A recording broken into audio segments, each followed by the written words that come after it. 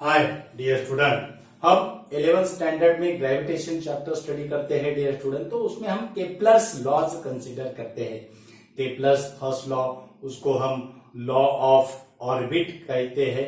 That is the every planet revolving around the sun in a elliptical orbit we consider as a sun is acts as one of the focus. Okay, तो first law जो है उसको law of orbit, second law जो है वो law of areas, और law of areas का जो लास्ट जो इक्वेशन है dear student, that is del A by del T that is equal to L upon twice M.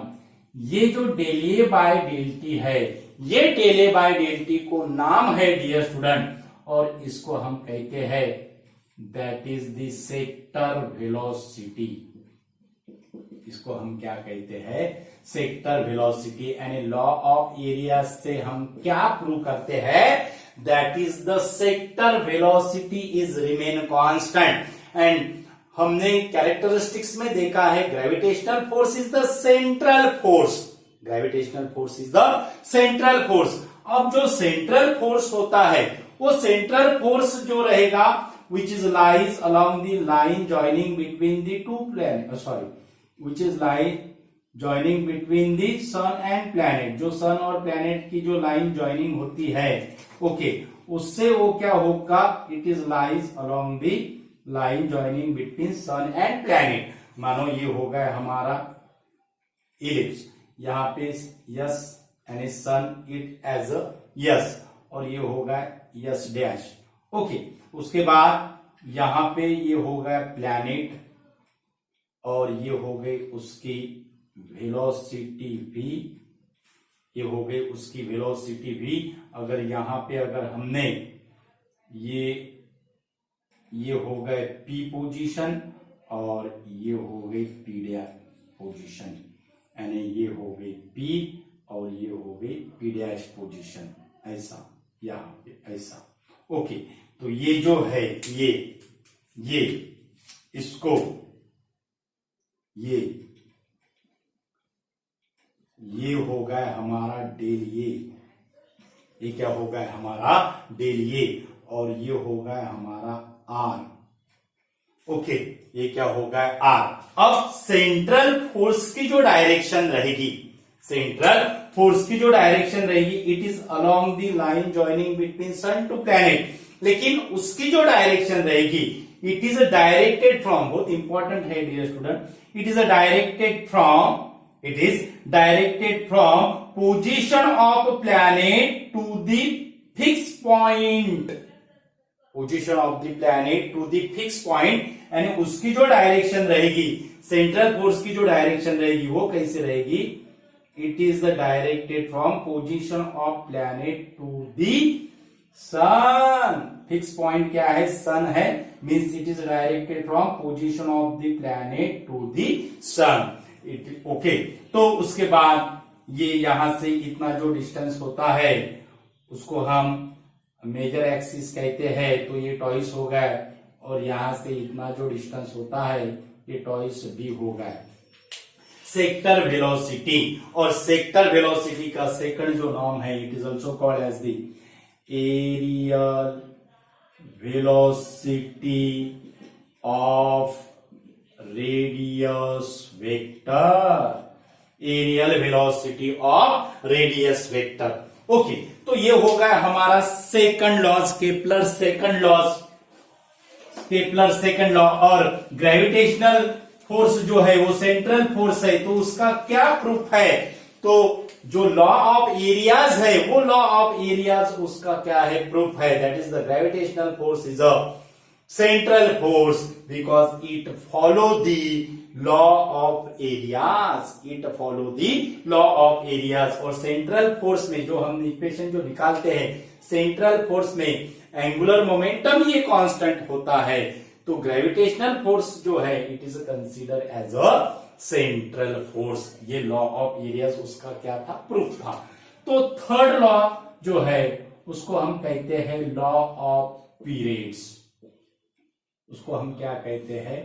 Law of periods. Kepler's third law को हम क्या कहते हैं? Law of periods. तो इसका क्या स्टेटमेंट है? According to Kepler's third law, square time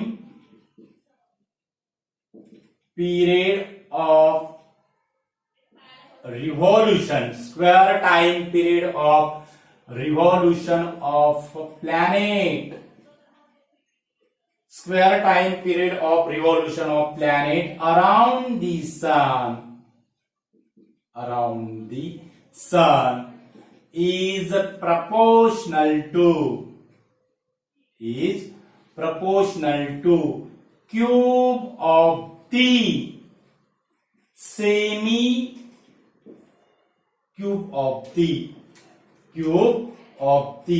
semi major axis, cube of the semi major axis of ellipse, cube of the semi major axis of ellipse, cube of the semi major axis of ellipse traced by the planet. Semi-major axis of ellipse traced by the planet. Traced by the planet. Okay, semi major axis का, minor axis नहीं कहा। अगर T अगर time period है तो square time period is proportional to cube of the semi major axis and a cube. T square directly proportional to a cube or T square upon a cube that is equal to constant. T square by a cube that is equal to constant. तो इसका alternative statement क्या होगा? इसका alternative statement ये होगा, that is the ratio of square time period to the cube of the semi major axis is always remain constant, तो ये है हमारा लॉ ऑफ पीरियड्स। और ये हो गए यहां से इतना जो डिस्टेंस है, ये हो गए हमारा सेमी मेजर एक्सिस। ये क्या हो गई? Semi major axis. ओके, तो ये होगा स्क्वायर टाइम पीरियड केस में। अगर इसको हमें पीरियड ऑफ रिवॉल्यूशन में कन्वर्ट करना है स्टेटमेंट, तो ये हम ऐसे कन्वर्ट कर सकते हैं, दैट इज ये, और वो हो जाएगा 3/2। ये क्या हो जाएगा? 3/2। Okay, and square time period of revolution of planet around the sun is proportional to cube of the semi major axis. और वही अगर हमने पीरियड ऑफ रिवॉल्यूशन में उसका स्टेटमेंट किया, हमने पहले अल्टरनेटिव स्टेटमेंट कहा, उसके बाद टी में हमें कन्वर्ट करना है, तो स्टेटमेंट क्या होगा? That means the period of revolution of the planet around the sun is proportional to 3/2 power of the semi major axis of the ellipse. 3/2 power of the semi major axis of the ellipse. तो ऐसा time period का भी explanation, time period का भी statement होगा dear student.